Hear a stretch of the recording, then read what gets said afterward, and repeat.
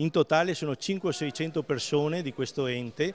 tenendo fuori le partecipate e le cooperative che si inseriscono in un altro contesto, quindi sono centinaia e centinaia i lavoratori a rischio di rimanere a casa e di essere tritati da questa macchina messa su dai commissari e lasciata dalla politica ai commissari. Durissimo il commento dei sindacalisti del DICAP all'incontro tra il commissario Zappalorto e i candidati sindaci, colpevoli a detta dei rappresentanti dei lavoratori di essersi mossi tardi e solo dopo le sollecitazioni di chi per gli errori della passata amministrazione ora rischia il posto di lavoro. Io vorrei vedere la politica attivamente posta al fianco dei lavoratori e dei cittadini oggi, attivamente, non sollecitata a qualcuno come può essere il sindacato o altro, dovrebbe scendere in campo e dire qualcosa, perché qui non è solo una questione tecnica di bilancio, è una questione di scelte politiche non fatte quando serviva farle e fatte quando invece non serve. Il commissario doveva decidere su alcune questioni fondamentali, come rivedere la dirigenza degli uffici comunali e individuare le responsabilità per l'attuale situazione, sostiene Luca Lombardo.